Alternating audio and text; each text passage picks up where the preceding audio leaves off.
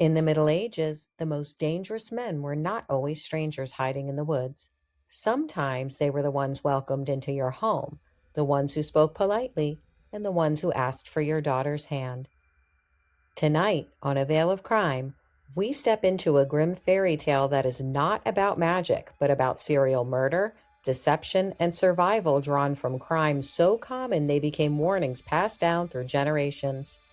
This is The Robber Bridegroom, and you're watching A Veil of Crime. In the Grimm version, a young woman is promised to a man of good standing. He appears respectable, wealthy, and suitable for marriage. But before the wedding, he instructs her to visit him alone deep in the forest. What she finds there is not a home, but a robber's den. Hidden from public view, the man leads a band of criminals who lure young women, murder them, dismember their bodies, and divide their possessions. The bride herself narrowly escapes, surviving only by hiding and bearing witness to what she has seen.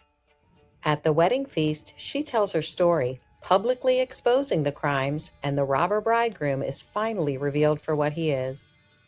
This tale is not a fantasy invention. It reflects well-documented medieval crime patterns, particularly in German-speaking regions between the 13th and 15th centuries. Historically documented realities include outlaw bands operating from forests and remote strongholds, criminal leaders who appeared respectable in town but violent outside it, women targeted through false courtship and marriage promises, and murders exposed not by police but by surviving witnesses and public testimony.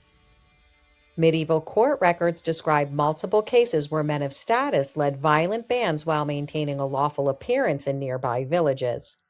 Forests were lawless zones, and marriage negotiations were one of the few socially acceptable ways to isolate a woman without suspicion. The Grimm tale preserves the reality almost intact because it did not need embellishment. The robber bridegroom functioned as a social warning, especially to young women. Respectability does not equal safety. Crime often hides behind manners and wealth. Survival depends on observation and speaking the truth publicly. And this is why the heroine survives, not through magic, but through memory and testimony, the only justice available in many medieval communities. Grimm fairy tales are often misunderstood as children's stories. In reality, they are folklore crime archives, stories shaped by repeated real-world violence until they became cultural memory. The robber bridegroom survives because it reflects truth medieval society needed remembered. The monster was not the stranger. It was the man everyone trusted. These were not fairy tales meant to comfort. They were warnings meant to endure. If you want more historically grounded crimes hidden inside Grimm fairy tales, subscribe to A Veil of Crime and continue this series, where folklore, history, and documented violence intersect.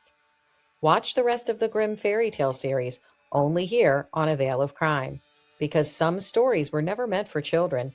They were meant to make sure you survived.